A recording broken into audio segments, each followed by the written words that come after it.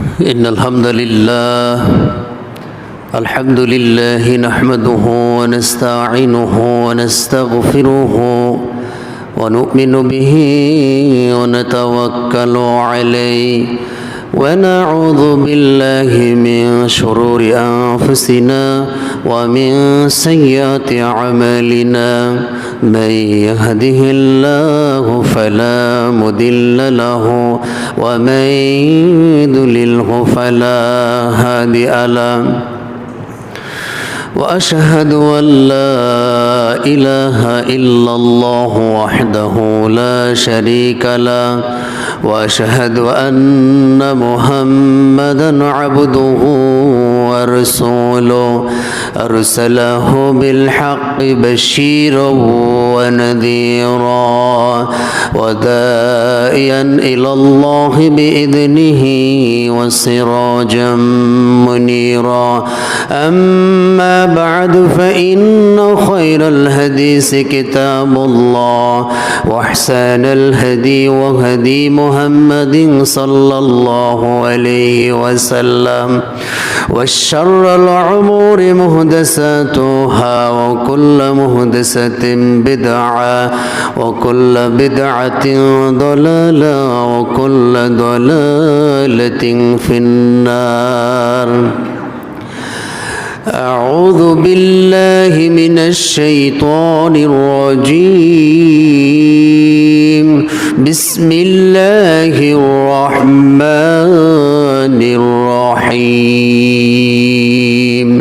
والسماء والطارق وما أدراك ما الطارق النجم الثاقب إن كل نفس لما عليها حافظ فلينظر الإنسان مما خلق من ماء دافق يخرج من بين الصلب والترائب إنه على رجعه لقادر يوم تبلى السرائر فما له من قوة ولا ناصر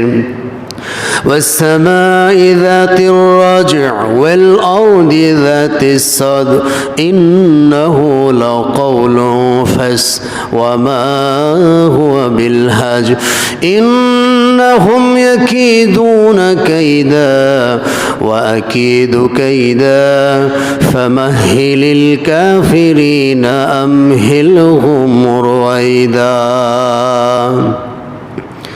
الحمد لله যাবতীয় প্রশংসা সমস্ত তারিফ মহাপরাক্রমশালী আসমান এবং জমিনের একছত্র অধিপতি তিনি যত বড় তার প্রশংসাও তত বড়। আমরা অন্তরের অন্তঃস্থল থেকে আল্লাহ সুবহানাহু ওয়া তাআলার শুকরিয়া আদায় করি বলি আলহামদুলিল্লাহ।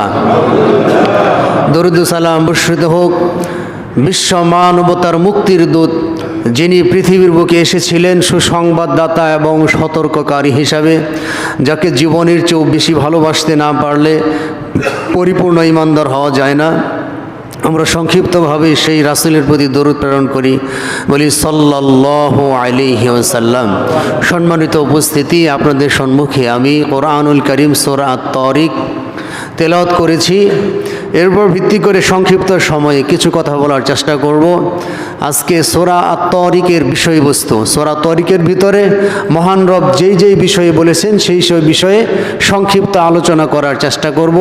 মহান রব আল্লাহ রাব্বুল আলামিন আমাদেরকে এই আলোচনা শুনে যেগুলো আমল করার দরকার সেগুলো যেন আমল করতে পারি, আল্লাহ আমাদের সেই তৌফিক দান করুক। আমরা বলি আল্লাহুম্মা আমিন। আল্লাহ রাব্বুল আলামিন বলেন ওয়াস-সামাই ওয়াত-তারিক। আমাদের রাসূলকে আল্লাহ সুবহানাহু ওয়া তাআলা কোরআনুল কারীম শিক্ষা দিয়েছেন এবং বিভিন্ন বিষয়ে প্রশ্ন করেছেন। আর বেশিরভাগ আমপাড়ার বেশিরভাগ সূরাতে মহান রব বিভিন্ন স্থান বিভিন্ন সৃষ্টির কসম খেয়েছেন। যেমন এই আয়াতে আল্লাহ সুবহানাহু ওয়া তাআলা বলেছেন ওয়াস-সামাই ওয়াত-তারিক, শপথ আকাশ এবং রাতে আগমনকারী। আমাদের রাসূলকে আল্লাহ সুবহানাহু ওয়া তাআলা প্রশ্ন করতেছেন ওয়া মা আদরাকা মাত-তারিক, আপনি কি জানেন রাতে আগমনকারী কি? এর আগে বলে নেই যে কসম মহান রব বিভিন্ন সৃষ্টির কসম তিনি খাইতে পারেন, কিন্তু আমরা যারা তার সৃষ্টি আমরা শুধুমাত্র মহান রবের কসম খাইতে পারি। আমরা যদি মহান রবকে বাদ দিয়ে অন্য কোনো সৃষ্টির কসম খাই তবে সেটা হবে শিরক। সুতরাং আকীদা পরিষ্কার। আমরা যদি কোনো বিষয়ে সত্য মিথ্যা পার্থক্য করতে চাই, সঠিক ব্যাঠিকের প্রমাণ করতে চাই, তাহলে আমরা মহান রবের কসম করতে পারি। আল্লাহে, আল্লাহর কসম, আল্লাহর কসম দিয়ে আমরা সত্য মিথ্যা যাচাই করতে পারি। আর মহান রব তার যে কোনো সৃষ্টির কসম তিনি কাটতে পারেন। তো সম্মানিত উপস্থিতি, এই আয়াতে আল্লাহ সুবহানাহু ওয়া তাআলা আমাদের রাসূলকে বলতেছেন ওয়া মা আদরাকা মাত-তারিক, আপনি কি জানেন রাতে আগমনকারী বিষয়টা কি? আল্লাহ সুবহানাহু ওয়া তাআলা ইচ্ছা করলে সরাসরি এটার বিষয়বস্তু বলতে পারতেন, কিন্তু তিনি আবার প্রশ্ন করে, এগুলো আবার প্রশ্ন করার হিকমা হচ্ছে তিনি মূলত আমাদেরকে মনোযোগ আকর্ষণ করার জন্য বলতেছেন ওয়া মা আদরাকা মাত-তারিক, নবী আপনি কি জানেন রাতে আগমনকারী কি? আন-নাজমুস সাকিব, আল্লাহ সুবহানাহু ওয়া তাআলা বললেন তা হচ্ছে উজ্জ্বল নক্ষত্র। উজ্জ্বল নক্ষত্র।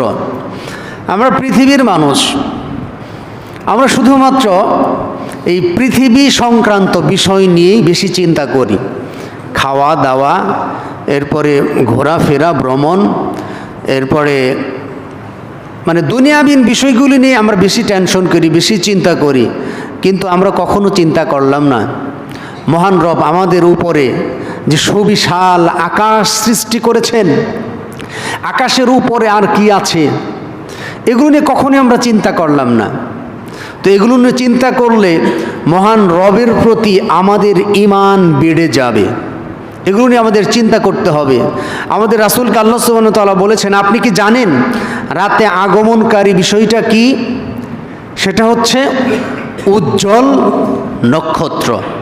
আমরা যেখানে বসবাস করতেছি এটা একটা গ্রহ, আর সূর্য এটা একটা নক্ষত্র, তারকা এগুলি নক্ষত্র।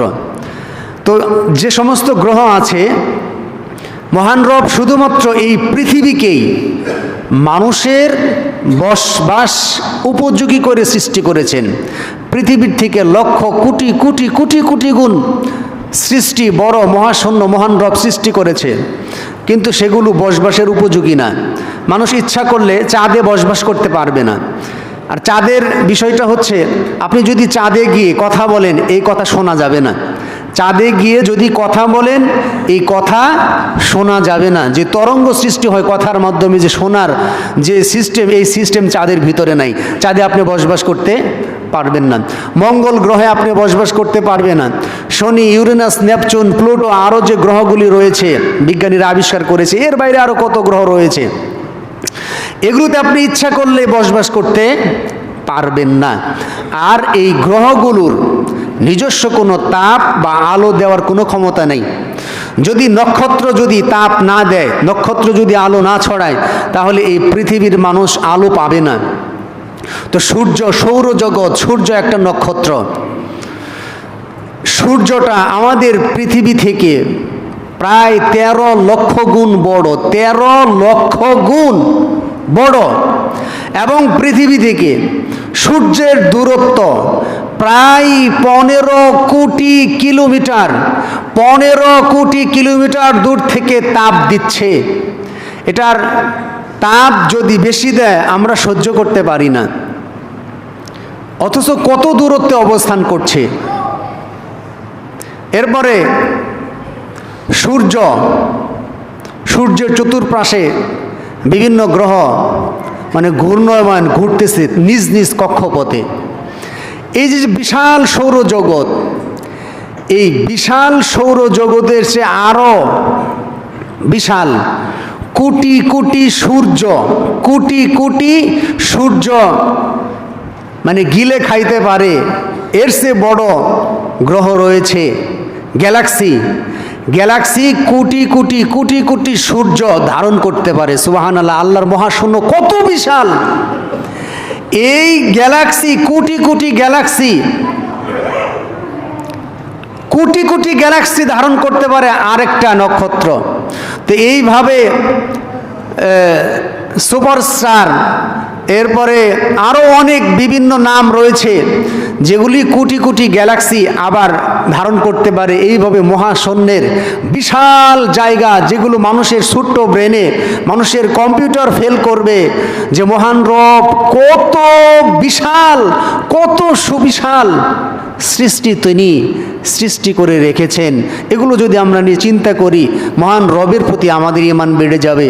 আপনারা যদি ইউটিউবে গিয়ে মহাকাশ টিভি নামে একটা চ্যানেল আছে, মহাকাশ টিভি, এটার ভিতরে সার্চ করে এই বিভিন্ন তথ্যগুলি আপনারা জানতে পারবেন। মহান রবের অপরূপ এই সৃষ্টি, এগুলো তথ্যগুলি শুনলে রবের প্রতি ঈমান আরও বেড়ে যাবে, আপনার ঈমান বৃদ্ধি পাবে। সুতরাং আমরা বলতে চাচ্ছি শুধু পৃথিবী নিয়ে নয়, যে মহান রব প্রতিপালক মহাশূন্য সৃষ্টি করেছেন, বিশাল জায়গা সৃষ্টি করেছেন, সেগুলো নিয়ে চিন্তা করে মহান রবের প্রতি আমাদের ঈমানটা যেন আমরা বৃদ্ধি করি। সম্মানিত উপস্থিতি, আমাদের রাসূলকে আল্লাহ সুবহানাহু ওয়া তাআলা বলেন আন-নাজমুস সাকিব। আল্লাহ রাব্বুল আলামিন বলেন তরিক হলো উজ্জ্বল নক্ষত্র। এরপরে মহান রব বলতেছেন ইন কুল্লু নাফসিন লাম্মা আলাইহা হাফিজ। আল্লাহ সুবহানাহু ওয়া তাআলা বলতেছেন প্রত্যেকটা জীব, প্রত্যেকটা প্রাণী এর সংরক্ষণ করার জন্য, হেফাজত করার জন্য মহান রব ফেরেশতা নিযুক্ত করেছেন। আজকে আমাদের প্রত্যেকটা জীবের সংরক্ষণের জন্য ফেরেশতা নিযুক্ত আছে। এই পৃথিবী, যে পৃথিবীতে আমরা বসবাস করতেছি, এই পৃথিবীতে বিভিন্ন সময় বিভিন্ন উল্কাপিণ্ড, বিভিন্ন পাথর বা বিভিন্ন মানে বস্তু এই পৃথিবীর বুকে আঘাত হানতে চায়, আর সেগুলো ফেরেশতারা ওইগুলি ওইখানেই উপরেই তাদেরকে প্রতিহত করে এই পৃথিবী, সমস্ত পৃথিবীকে রক্ষা করে। সুবহানাল্লাহ বলেন। তাহলে আল্লাহ সুবহানাহু ওয়া তাআলা যেটা বলেছেন, প্রত্যেকটা জীবকে মহান রব ফেরেশতার মাধ্যমে তিনি সংরক্ষণ করে, ফেরেশতার মাধ্যমে তিনি নিরাপত্তা নিশ্চিত করে। প্রত্যেকটা মানুষকে তিনি নিরাপত্তার জন্য ফেরেশতা নিযুক্ত করেছেন। আমরা চিন্তা করি না এগুলো নিয়ে। আজকে যেই প্লেন মানুষ আবিষ্কার করেছে, এরোপ্লেন, জাহাজ, এরপরে বিমান মানুষ সৃষ্টি করেছে, এই বিমান পর্যন্ত ফেরেশতারা নিয়ন্ত্রণ করে। আপনি মনে করতেছেন পাইলট ভালো তাই অ্যাক্সিডেন্ট হয় না। আল্লাহ যদি চায়, যত বড় পাইলট থাকুক, আল্লাহ যদি চায় এবং ফেরেশতা যদি সরে যায়, ফেরেশতা যদি নিয়ন্ত্রণ না করে, এই ভালো পাইলট দিয়েও কাজ হবে না। তাহলে বিমানের গতিপথ মহান রব ফেরেশতার মাধ্যমে আল্লাহ সুবহানাহু ওয়া তাআলা হেফাজত করেন। এরপরে আমরা যেই যানবাহনে চড়ি, আমরা কখনো চিন্তা করি না যে কোনো যানবাহনে আমরা যে চড়ি, যে চাকাগুলি হাওয়ার উপর থাকে, এই চাকাগুলি লাইটগুলি টাইট দেওয়া থাকে। এই চাকার টাইট দেওয়ার পরে যেই স্পিডে গাড়ি চলে, এই স্পিডে গাড়ি চলার পরেও এই লাটগুলি খুলে যাওয়ার কথা, এগুলো খুলে যাওয়ার কথা, কিন্তু খুলে না। এর কারণ হচ্ছে মহান রব ফেরেশতার মাধ্যমে এই যানবাহনকেও পর্যন্ত নিয়ন্ত্রণ করে। এই যে মোটরসাইকেল আমরা চালাই, মোটরসাইকেলের যে স্পিড ড্রাইভাররা তোলে, মোটরসাইকেলের যে লাটগুলি থাকে, ছোট্ট ছোট্ট লাটগুলি, এটা যেইভাবে টাইট দেওয়া থাকে আর যেই স্পিডে গাড়ি চলে, এই স্পিডে গাড়ি চলার পরে যেই ঝাঁকুনি খায়, এই ঝাঁকুনিতে লাটগুলি ক্ষয়ে গিয়ে চাকা মানে অ্যাক্সিডেন্ট হওয়ার কথা ছিল বেশি, কিন্তু তাকেও মহান রব ফেরেশতার মাধ্যমে সাহায্য করে, তাকে সংরক্ষণ করে, তাকে হেফাজত করে। সুবহানাল্লাহ। সুতরাং আমরা এগুলো নিয়ে চিন্তা করি না যে আমাদের সামনে এবং আমাদের পিছনে মহান রব ফেরেশতা নিযুক্ত করে রেখেছেন।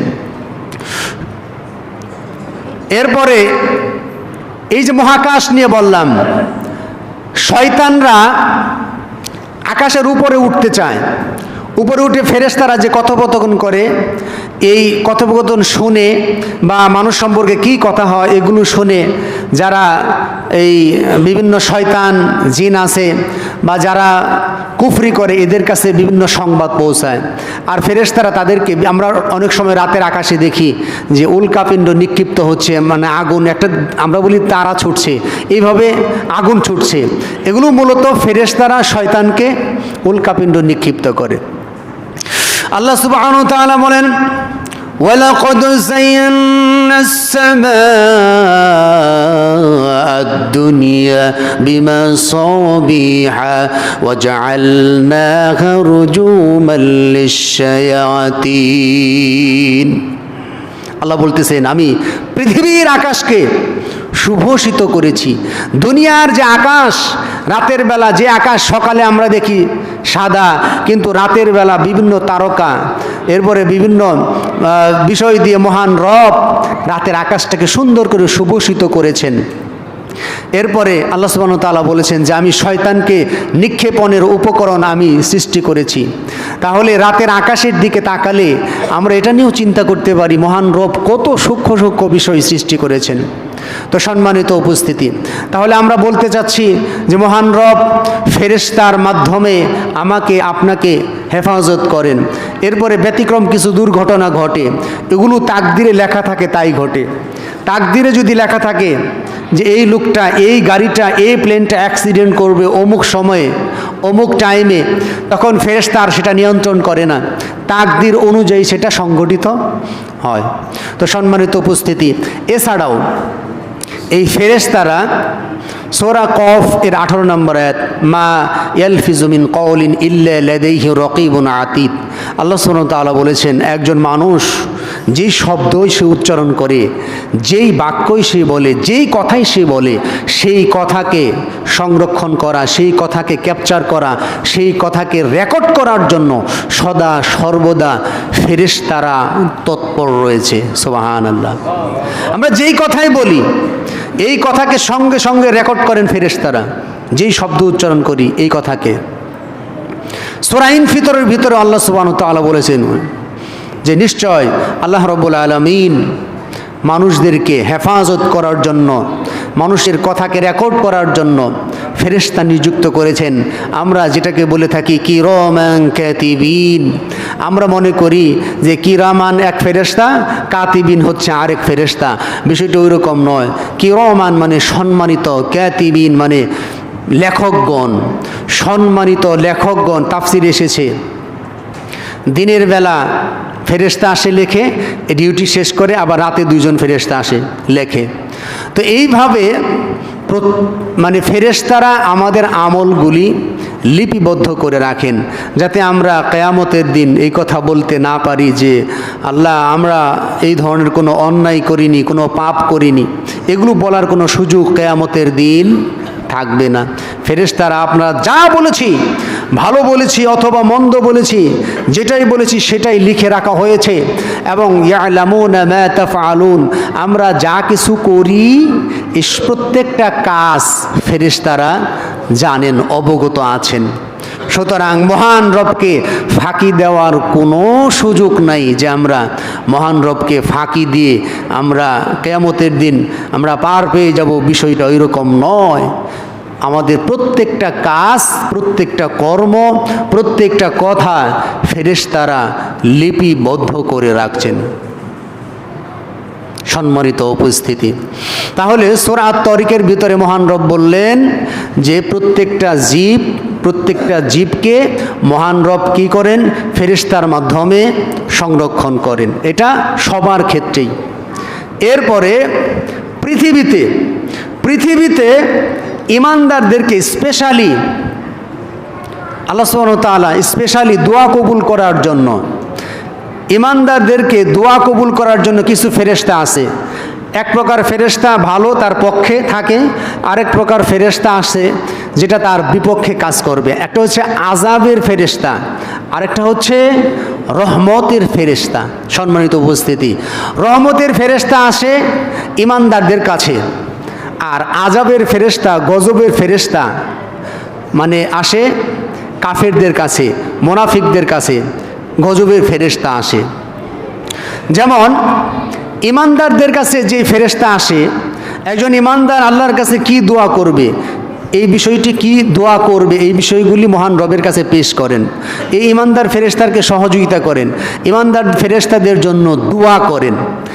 আর ওই সমস্ত ব্যক্তিদের কাছে ইমানদার ফেরেশতারা আসে না।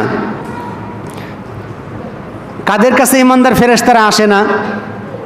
ওই সমস্ত ব্যক্তি যারা, হাদিসে বলা হয়েছে, যদি আপনি একটা রসুন বা পেঁয়াজ খেয়ে মসজিদে আসেন, রসুন অথবা পেঁয়াজ খেয়ে মসজিদে আসেন, এই রসুনের দুর্গন্ধ, পেঁয়াজের দুর্গন্ধ ফেরেশতারা সহ্য করতে পারে না, আর ওই ব্যক্তির কাছে ফেরেশতা থাকে না, ওই ব্যক্তির কোনো দোয়াও কবুল হবে না। সম্মানিত উপস্থিতি, তাহলে রসুনের গন্ধ, পেঁয়াজের গন্ধ যদি ফেরেশতা সহ্য করতে না পারে, তাহলে আপনারা যারা দমসে বিড়ি সিগারেট খাচ্ছেন, নেশাদার দ্রব্য, যেই নেশাদার দ্রব্য গরু খায় না, ছাগল খায় না, অন্য কোনো পশু পাখি খায় না, সেগুলো আপনি খান। তাই আপনার মতো দুর্গন্ধযুক্ত ব্যক্তির কাছে এই রহমতের ফেরেশতা কিভাবে আসবে? যারা এই নেশাদার দ্রব্য পান করে, এই সমস্ত ব্যক্তিদের কাছে রহমতের ফেরেশতা আসে না। রহমতের ফেরেশতা আরও আসে না ওই সমস্ত গৃহে, যে সমস্ত গৃহে কোনো প্রাণীর ছবি আছে, কুকুর বসবাস করে বা কুকুরের ছবি অথবা প্রাণীর ছবি অথবা কুকুর থাকে, এই সমস্ত গৃহে রহমতের ফেরেশতা আসে না। এটাই সুস্পষ্ট হাদিস। আপনার ভালো লাগুক আর না লাগুক, কি হবে ওই সমস্ত ব্যক্তিদের? যাদের ঘরে সেকুলার নেতাদের ছবি আছে, যাদের ঘরে সেকুলার নেতাদের ছবি সুন্দর করে বাইন্ডিং করে রেখে দিয়েছে, এই সমস্ত ঘরে রহমতের ফেরেশতা আসে না। আপনি বলতে পারেন তাহলে তো ভালোই হবে, রহমতের ফেরেশতা না আসলে একটা যুক্তি। আপনি বলবেন তাহলে তো ভালোই হবে, ফেরেশতাই যদি না আসে তাহলে কুকুর আর প্রাণীর ছবি বেশি করে ওই ঘরে রেখে দিয়ে ওইখানে থাকবো, আমার আর মরণ হবে না, কারণ মরণের জন্য তো ফেরেশতা আসে, তা আমার মৃত্যুবরণ করতে হবে না। ওরে বোকা, রহমতের ফেরেশতা এক জিনিস, আযাবের ফেরেশতা আরেক জিনিস। মালাকুল মাউত যে কোনো গৃহে গিয়ে অবস্থান করে আপনার প্রাণটা হরণ করতে পারে। আপনি মনে করতেছেন রহমতের ফেরেশতা আসে না, তাহলে তো আপনার মনে করতেছেন বেঁচে যাবেন, বিষয়টা ওইরকম না। মালাকুল মাউত যখন আসবে তখন আপনাকে ছাড় দিবে না। তাহলে আমরা যেই কথা বলতে চাচ্ছি, রহমতের ফেরেশতা আসে না ওই সমস্ত ঘরে যেইখানে কোনো প্রাণীর ছবি থাকে। এই প্রাণীর ছবি যতই মহব্বতের ব্যক্তির হোক, যে আপনার বাবার থাকুক, মার থাকুক, ভাইয়ের থাকুক, সন্তানের থাকুক, যার ইচ্ছা তার থাকুক, এই সমস্ত গৃহে রহমতের ফেরেশতা আসে না। হাদিস সহিহ বুখারীর। আপনি এখন এবার মিলিয়ে নেন গা, যে আপনি যেখানে অবস্থান করেন সেইখানে গজবের ফেরেশতা অবস্থান করে, যে কোনো মুহূর্তে আপনার উপর গজব পড়তে পারে, গজব আসতে পারে। আর ওই অবস্থায় ওই সমস্ত গৃহে যদি আপনি মৃত্যুবরণ করেন, কালেমা যদি লা ইলাহা ইল্লাল্লাহ বলতে বলতে আপনি মৃত্যুবরণ করেন, তবু আপনি পরিত্রাণ পাবে না, কারণ আপনি যে স্থানে আছেন ওইখানে রহমতের ফেরেশতা প্রবেশ করে না। সম্মানিত উপস্থিতি, তাহলে আমরা যেটা বলতে চাচ্ছি সেটা হচ্ছে, যদি আপনি রহমতের ফেরেশতা চান, হাদিসে বর্ণিত বিষয়গুলি আমল করতে হবে। ঘরের ভিতরে কোনো প্রকার কোনো প্রাণীর ছবি, কোনো কুকুরের ছবি রাখা যাবে না, এটাই সঠিক। সম্মানিত উপস্থিতি, এরপরে আল্লাহ সুবহানাহু ওয়া তাআলা বলেন ইন কুল্লু নাফসিন লাম্মা আলাইহা হাফিজ। এরপরে আল্লাহ রাব্বুল আলামিন বলেন ফালয়ানজুরিল, এরপরে আল্লাহ সুবহানাহু ওয়া তাআলা বলতেছেন ফালয়ানজুরিল ইনসানু মিম্মা খুলিক। এই পৃথিবীর মানুষগুলি যেন চিন্তা করে, যেন গবেষণা করে এই মানুষকে কি দিয়ে সৃষ্টি করা হয়েছে। আমরা যদি একটু চিন্তা করতাম আমাদেরকে মহান রব কি দিয়ে সৃষ্টি করেছেন, তাহলে মহান রবের প্রতি আমাদের ঈমানটা বেড়ে যেত। ফাল মানুষ চিন্তা করে দেখুক তাকে কি দিয়ে সৃষ্টি করা হয়েছে। ফালয়ানজুরিল ইনসানু মিম্মা খুলিক, খুলিকা মিন মাইন দাফিক। এই মানুষকে সৃষ্টি করা হয়েছে মিন মাইন দাফিক, সবেগে নির্গত তরল পানি থেকে। সবেগে নির্গত অর্থাৎ মা এবং বাবার মিলনের ফলে যেই তরল পদার্থটা বের হয়, যেই তরল পদার্থটা বের হয় এটা আস্তে করে বের হয় না, এটা দ্রুত বেগে বের হয়। এই দ্রুত বেগে তরল পানি থেকে অনেক ব্যক্তি, অনেক পুরাতন ব্যক্তিরা বলে নাপাক পানি থেকে মানুষ সৃষ্টি। মানুষ সৃষ্টি নাপাক পানি দিয়ে না। মেডিসিনটা যদি উপাদান এলিমেন্টটা যদি নাপাক থাকে আপনি তো পুরাটাই নাপাক। এটা তুচ্ছ পানি আমরা বলতে পারি, তুচ্ছ পানি। আল্লাহ তুচ্ছ পানি বলেছেন, আল্লাহ কখনো নাপাক পানি বলে নাই। তো এই তুচ্ছ পানি দিয়ে মা এবং বাবার মিলনের ফলে সবেগে নির্গত যেই পানি, বাবা এবং মায়ের মিলনের ফলে যেই পানি বের হয়, তরল পদার্থ বের হয়, এটা দিয়েই মূলত আপনাকে এবং আমাকে সৃষ্টি করা হয়েছে। ইয়াখরুজু মিন বাইনিস সুলবি ওয়াত তারাইব, আল্লাহ সুবহানাহু ওয়া তাআলা বলেছেন এটা বের হয় বাইনিস সুলবি ওয়াত তারাইব, অর্থাৎ বাবার পৃষ্ঠদেশ থেকে, বাবার মেরুদণ্ড পৃষ্ঠদেশ পিছন থেকে, আর মায়ের বক্ষপিঞ্জর মানে সামনের অংশ থেকে। বাবার মেরুদণ্ড থেকে, মায়ের বক্ষপিঞ্জর থেকে এই বীর্য, এই তরল পদার্থ, এই পানি, এটার সৃষ্টি। সুবহানাল্লাহ বলেন। আল্লাহ সুবহানাহু ওয়া তাআলা সূরা দাহরের 2 নম্বর আয়াতে বলেন ইন্না খালাকনাল ইনসানা মিন নুতফাতিন আমশাজ। নিশ্চয় আল্লাহ বলতেছেন ইন্না খালাকনাল ইনসান, আমি মানুষকে সৃষ্টি করেছি মা এবং বাবার যে তরল পদার্থ বের হয় এই মিশ্র নুতফা, শুক্রাণু এবং ডিম্বাণু, এই মিশ্র নুতফা থেকে আমি আল্লাহ রাব্বুল আলামিন সৃষ্টি করেছি।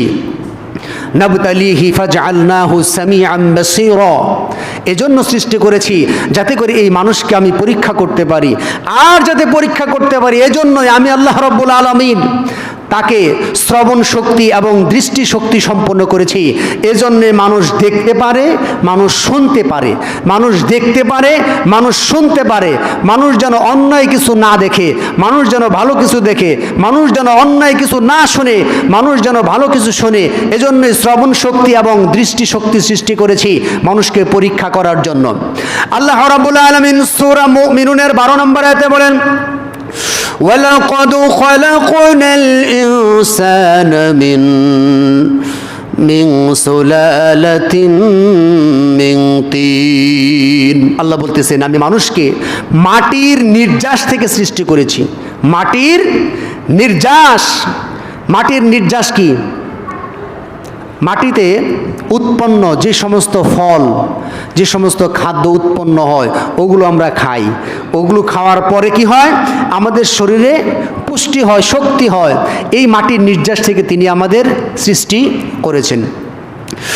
সুম্মা খলাকনান নুতফাতা, এরপরে আমি আল্লাহ রাব্বুল আলামিন এই নুতফাকে আমি আল্লাহ রাব্বুল আলামিন মায়ের গর্ভের ভিতরে নিরাপদ একটা আধারে আমি আল্লাহ রাব্বুল আলামিন স্থাপন করেছি।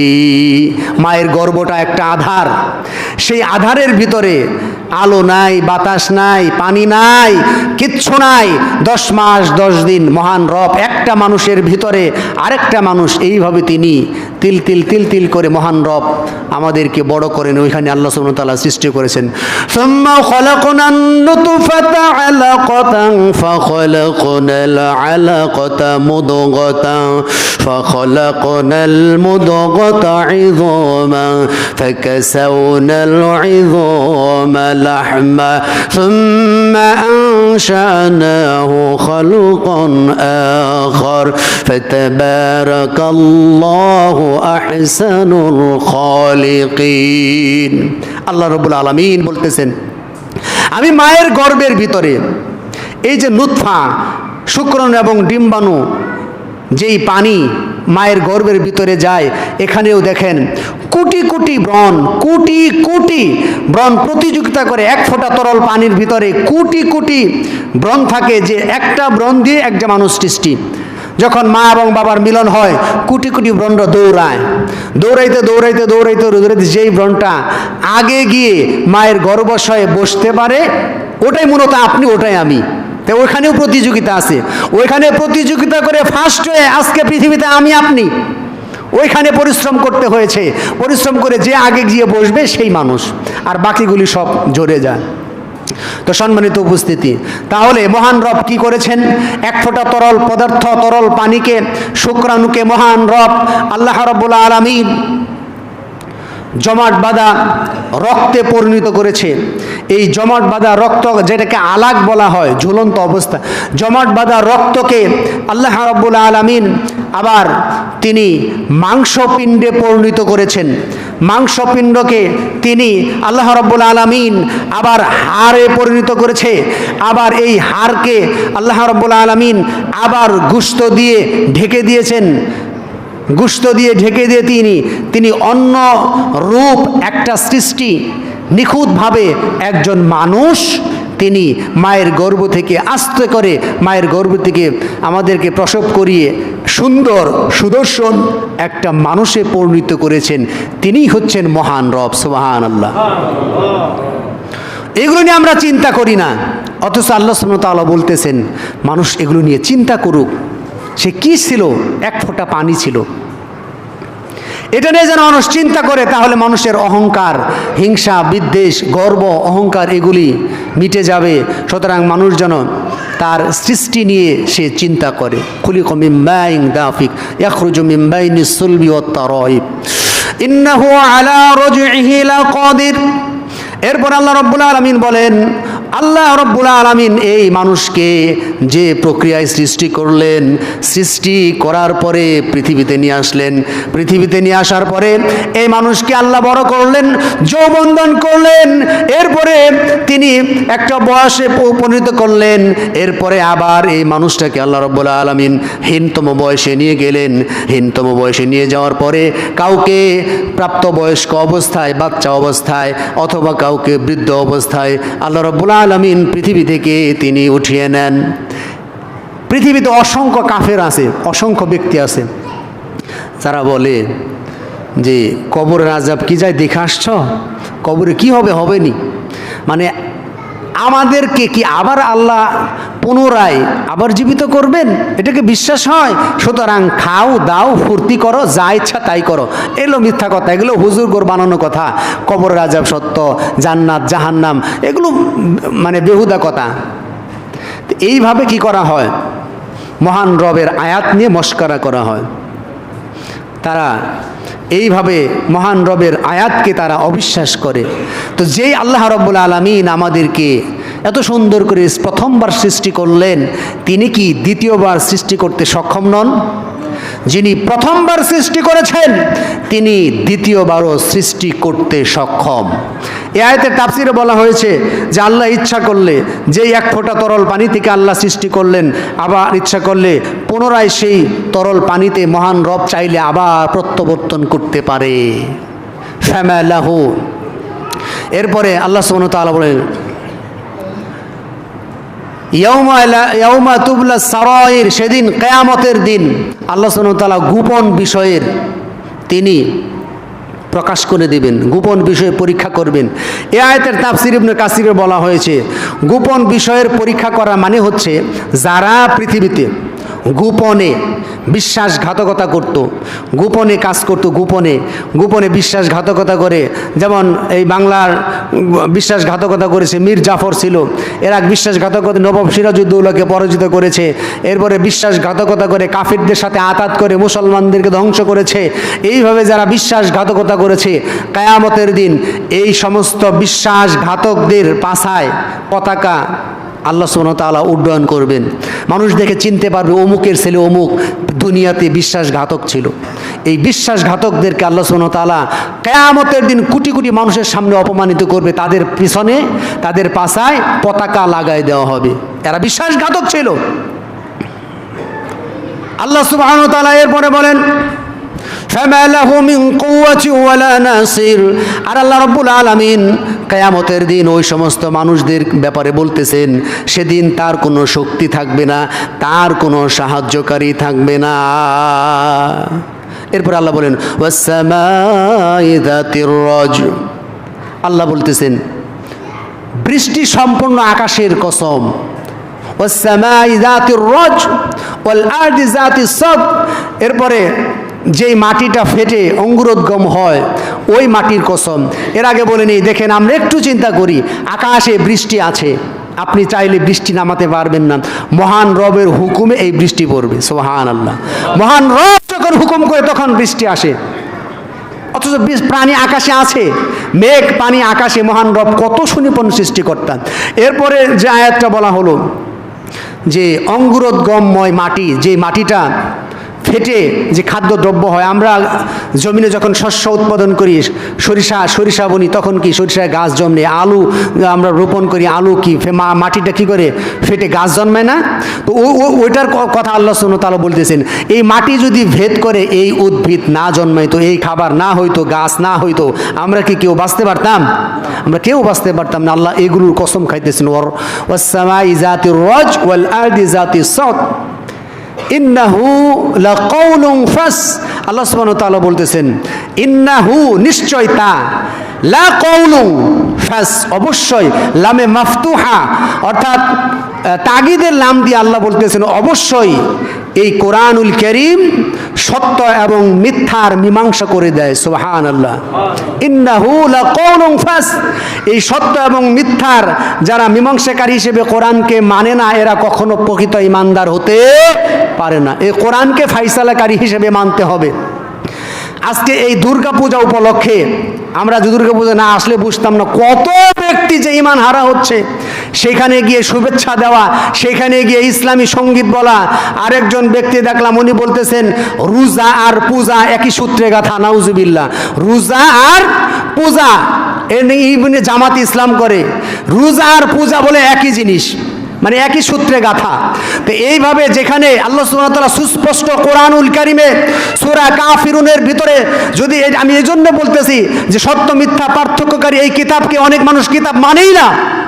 সূরা কাফিরুনের সুস্পষ্ট আয়াত আল্লাহ সুবহানাহু ওয়া তাআলা বলেছে কুল ইয়া আইয়ুহাল কাফিরুন, হে সমস্ত কাফেররা, লা আ'বুদু মা তা'বুদুন, লা আ'বুদু, আমি ইবাদত করি না, বর্তমানেও করি না, ভবিষ্যতেও করব না, মা তা'বুদুন, তোমরা যার ইবাদত করো তার সাথে আমার কোনো সম্পর্ক নাই। অথচ এরা এই প্রজন্মের সামান্য একটা বুটের আশায়, ক্ষমতায় যাওয়ার আশায়, শিরকের অনুষ্ঠানে যেইভাবে শুভেচ্ছা দিয়ে ঈমান হারা হচ্ছে, এরা মনে করতেছে এটা শিরিক না। অথচ আল্লাহ রাসূল সাল্লাল্লাহু আলাইহি ওয়াসাল্লাম সুস্পষ্ট বলে দিয়েছেন, তোমরা যার ইবাদত করো আমরা তার ইবাদত করি না, বর্তমানেও করি না, ভবিষ্যতেও করব না।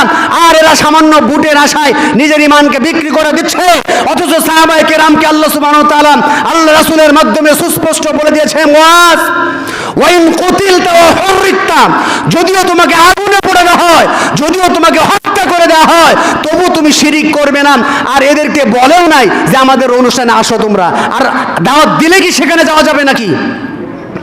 মুশরিকদের অনুষ্ঠানে কোনোভাবে আপনি সামান্য সহযোগিতাও করতে পারবেন না, দাওয়াত দিতে পারবেন না। বরং আপনার উচিত ছিল বলা যে এটা হচ্ছে শিরকি অনুষ্ঠান, এখান থেকে ফিরে এসে তোমরা পরিপূর্ণ ইসলামের পতাকা তলে আসো, এটা বলা উচিত ছিল। কিন্তু আমরা তা না বলে বরং তাদেরকে শুভেচ্ছা জানাইতেছি। আর আমরা মনে করতেছি আমরা পাক্কা মুসলমান, মনে করতেছি জান্নাত যে একটা ইট স্বর্ণের, একটা ইট রূপা দিয়ে আল্লাহ সৃষ্টি করেছেন, যেই জান্নাত কোনো চোখ দেখে নাই, ওটা আসবেন আর শিরিক করবেন আর এমনি এমনি দিয়ে দেবেন। এত সহজ না। সম্মানিত উপস্থিতি, শিরকের সাথে যাদের সম্পর্ক আছে এরা হচ্ছে মুশরিক।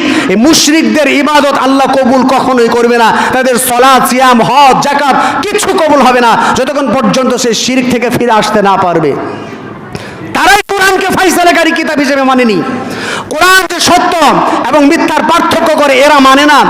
আল্লাহ সুবহানাহু ওয়া তাআলা বলেছেন ওমা হুয়া বিল হাজ, আর এটা নিরর্থক কোনো কিতাব না, এটা সুস্পষ্ট কিতাব। ইন্নাহুম ইয়াকিদুনা কাইদা ওয়া আকিদু কাইদা ফামাহিলিল কাফিরিনা আমহিলহুম রুয়াইদা। আল্লাহ সুবহানাহু ওয়া তাআলা বলতেছেন তারা কৌশল করে, তারা চক্রান্ত করে, তারা ষড়যন্ত্র করে মুসলমানদের বিরুদ্ধে। দুঃখের বিষয় আজকে চট্টগ্রামে স্পষ্ট প্রকাশ্যে বলতেছে এই চট্টগ্রামটা ভারতের অংশ করে দিতে হবে, চট্টগ্রামটাকে ভারতের অংশ করে দিতে হবে, অথচ তাকে গ্রেপ্তার করা হয়নি, উল্টো সেনাবাহিনীকে আঘাত করা হয়েছে। তো এই হচ্ছে চক্রান্ত। কাফের মুশরিকরা সবসময় মুসলমানদেরকে নিয়ে চক্রান্ত করবে। আল্লাহ সুবহানাহু ওয়া তাআলা বলতেছেন ফামা হিলিল কাফিরিনা আমহিলহুম রুয়াইদা।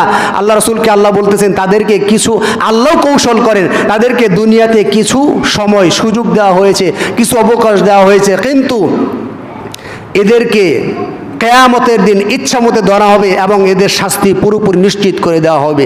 এই ছিল সূরা আত-তারিকের তাফসীর। তো এখান থেকে যেগুলো আমাদের আমল করার ওগুলো আমাদের আমল করতে হবে, এগুলো যেগুলো বর্জন করার ওগুলো বর্জন করতে হবে। আল্লাহ সুবহানাহু ওয়া তাআলা আমাদের প্রত্যেককে এ বিষয়ে আমল করা, জ্ঞান অর্জন করার তৌফিক দান করুক। আমরা বলি আল্লাহুম্মা আমিন। বারাকাল্লাহু লানা।